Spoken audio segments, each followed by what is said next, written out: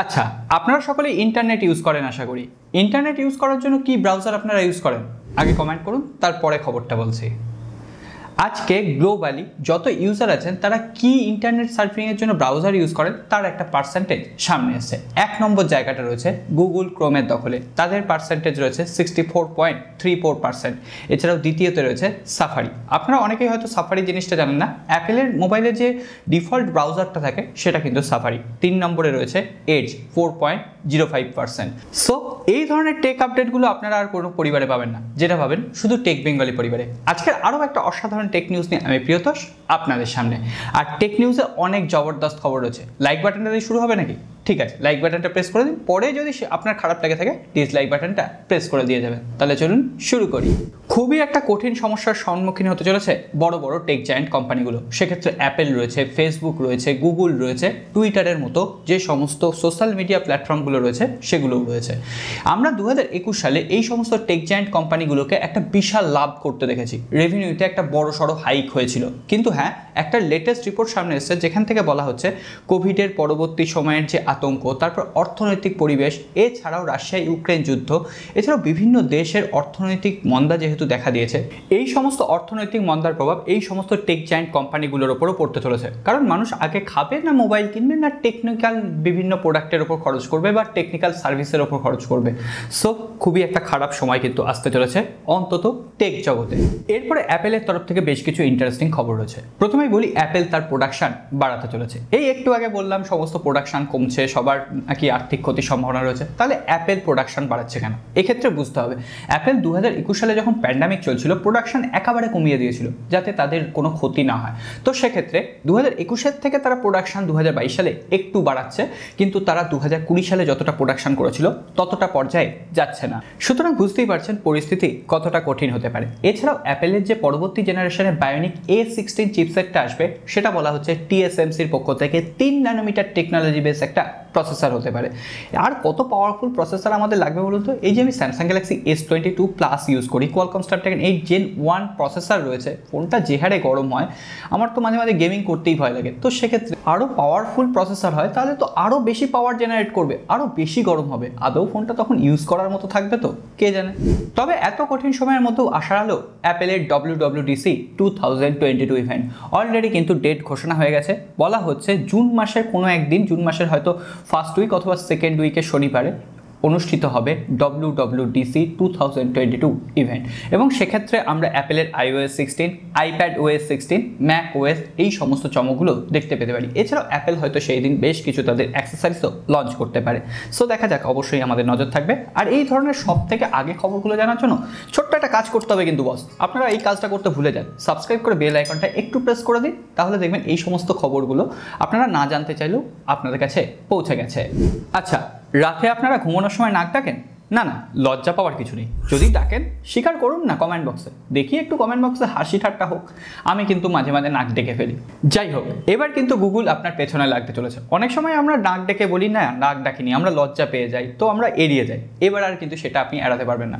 Google একটা নাক ডাকা বা স্নোর ডিটেকশন ফিচার্স আনতে চলেছে। শুধুমাত্র স্নোর ডিটেকশন নয়, এর সঙ্গে সঙ্গে কাপ ডিটেকশন ফিচার্স আনতে চলেছে। অর্থাৎ আপনার গলায় কোনো কাপ জমে আছে কিনা, আপনার কষ্ট হচ্ছে কিনা, সর্দি কাশি হয়েছে কিনা, বা আপনি নাক ডাকছেন কিনা, এই সমস্ত ডিটেক্ট করে দেবে গুগলের হেলথ অ্যাপ। সুতরাং আপনি চাইলেও আর নাক ডাকা লোকাতে পারবেন না। এরপরে ছোট্ট একটা রিয়েলমির খবর দিয়ে দিই। রিয়েলমি প্যাড এক্স গতকাল চাইনিজ মার্কেটে লঞ্চ হয়েছে। আজকেই বড় বড় টিজার পেজ ইন্ডিয়ান বিভিন্ন মার্কেটে চলে এসেছে। অর্থাৎ খুব তাড়াতাড়ি, খুব ভুল যদি আমি না করি, জুন মাসের ফার্স্ট উইকেই রিয়েলমি প্যাড এক্স লঞ্চ করবে ইন্ডিয়ান মার্কেটে। বাংলাদেশে অবভিয়াসলি পৌঁছে যাবে। 20,000 রুপির নিচে লঞ্চ করবে। কোয়ালকম স্ন্যাপড্রাগন 695 চিপসেট রয়েছে, এছাড়াও S Pen-এর সাপোর্ট রয়েছে। কিন্তু কোয়ালকম স্ন্যাপড্রাগন 695 আদৌ কি এত বড় বড় কাজকর্ম, এত বড় বড় হার্ড টাস্ক কি কমপ্লিট করতে পারবে? স্মুথলি কি পারফরমেন্স প্রোভাইড করবে? অবশ্যই আমরা চেখে দেখব। এরপর আমরা কথা বলবো স্যামসাংকে নিয়ে। স্যামসাং তার বিভিন্ন ইমেজ সেন্সার নিয়ে কাজ করছে। তার মধ্যে সব থেকে আগে যে সেন্সারটা আসবে সেটা হচ্ছে 200 মেগাপিক্সেলের আইসোসেল HP1 সেন্সার। কিন্তু এখানে সব থেকে ইন্টারেস্টিং খবর হলো এই 200 মেগাপিক্সেলের সেন্সার স্যামসাং তার নিজস্ব ফোনে প্রথমে ইউজ করবে না, অন্য কোনো থার্ড পার্টি স্মার্টফোন কোম্পানি আগে ইউজ করবে। তারপরে যদি তাদের উপর গিনিপিকের টেস্টটা ঠিক হয়ে যায়, স্যামসাং অন্য কোম্পানিগুলোকে গিনিপিক করছে, তারপরে যদি তারা সাফল্য পায় তবে স্যামসাং তার পরবর্তী জেনারেশনের ফ্ল্যাগশিপ সিরিজে 200 মেগাপিক্সেলের এই সেন্সারটা ইউজ করতে পারে। হতে পারে সেটা আমরা স্যামসাং গ্যালাক্সি S23 সিরিজে না পেয়ে S24 সিরিজে 200 মেগাপিক্সেলের ক্যামেরা পাবো। এছাড়াও আপনারা গত কয়েকদিনের টেক নিউজ যারা দেখেছেন তারা জানেন স্যামসাং কিন্তু তার এক্সিনোস প্রসেসরকে নিয়ে এখন দারুণ সিরিয়াস, অনেক মোটা টাকা ইনভেস্ট করেছে এই এক্সিনোস প্রসেসরকে আরও পাওয়ারফুল করার লক্ষ্যে। একটা নতুন রিপোর্ট থেকে জানা যাচ্ছে স্যামসাং তার নেক্সট জেনারেশনের যে এক্সিনোসের ফ্ল্যাগশিপ চিপসেটটা তৈরি করবে সেটা 3 ন্যানোমিটার টেকনোলজি বেস একটা প্রসেসর হবে। দেখা যাক এখন সব থেকে আগে 3 ন্যানোমিটার টেকনোলজি বেস প্রসেসর কে নিয়ে আসতে পারে, অ্যাপেল নাকি এক্সিনোস নাকি কোয়ালকম স্ন্যাপড্রাগন। আর হ্যাঁ, আগামী রবিবার আমাদের কিউএন এপিসোড আসছে। আমাকে যদি কোনো প্রশ্ন করার থাকে অবশ্যই কমেন্ট বক্সে লিখে জানাবেন। গুরুত্বপূর্ণ প্রশ্নগুলোর উত্তর অবশ্যই আমরা রবিবারের কিউএন এপিসোডে দেওয়ার চেষ্টা করব। এছাড়াও আপনারা চাইলে আমাদের ফেসবুক গ্রুপ, ফেসবুক পেজেও জয়েন করতে পারেন। অনেক ইন্টারেস্টিং ঘটনা কিন্তু এখানে চলছে, সো আসার জন্য আমন্ত্রণ রইল। চরম দুর্দিন নেমে আসতে চলেছে স্যামসাংয়ের। এই বছরে স্যামসাং তার স্মার্টফোনের 30 মিলিয়ন ইউনিট কম উৎপাদন করবে। এর মানেটা বুঝতে পারছেন, 2021 সালে একাধিক কম উৎপাদন করেছিল এবং 2022 সালে 30 মিলিয়ন ইউনিট। অর্থাৎ স্যামসাংয়ের স্মার্টফোন সেক্টর কিন্তু একটা বড় সড়ো ধাক্কা খেতে চলেছে। 30 মিলিয়ন ইউনিট কম কথা নয়, কিন্তু আমরা বিভিন্ন দেশের বিভিন্ন যখন শিপমেন্টের রেজাল্ট সামনে আসে তখন দেখছি স্যামসাংকে 1 নম্বরে থাকতে, বা কখনো কখনো হয়তো স্যামসাং 2 নম্বরে রয়েছে। তাহলে এটা কেন হচ্ছে? বিভিন্ন রিসার্চাররা বলছেন যেহেতু অর্থনৈতিক পরিস্থিতি খুবই খারাপ, গ্লোবালি একটা অর্থনৈতিক মন্দা দেখা দিয়েছে, তাই জন্য মানুষ আর কোনো স্মার্টফোন কেনার দিকে এগোচ্ছেন না, এই জন্য অর্থনৈতিক মন্দা। দেখা যাক স্যামসাং এই পরিস্থিতি কিভাবে মোকাবিলা করে। এরপরে সবশেষে নাথিংয়ের খবরে যাওয়ার আগে শাওমির তরফ থেকে একটা ছোট্ট খবর দিয়ে আজকের টেক নিউজ পর্ব শেষ করব। প্রথমে বলি, শাওমির তরফ থেকে একটা ক্ল্যাম্পশেল ফোল্ডিং ফোনের পেটেন্ট ফাইল করা হয়েছে। এখনো পর্যন্ত কোনো খবর নেই যে এই ফোনটার স্পেসিফিকেশন কি থাকবে, তবে হ্যাঁ একটা ভালো ফ্ল্যাগশিপ লেভেলের প্রসেসরই থাকবে। কোয়ালকম স্ন্যাপড্রাগন 8 জেনারেশন 1 প্রসেসর থাকার সম্ভাবনাই সব থেকে বেশি। এছাড়াও এখানে শোনা যাচ্ছে 2100 mAh করে দুটো ব্যাটারি থাকবে, অর্থাৎ 4200 mAh battery, fast charging technology থাকবে। তবে কবে লঞ্চ হচ্ছে তার কোনো খবর এখনো পর্যন্ত নেই। তাহলে নাথিংয়ের খবর দিয়ে আজকে টেক নিউজ পর্ব শেষ করব। নাথিং ফোন 1 এখনো পর্যন্ত যেটুকু খবর রয়েছে 21শে জুলাই স্মার্টফোনটা লঞ্চ করতে চলেছে।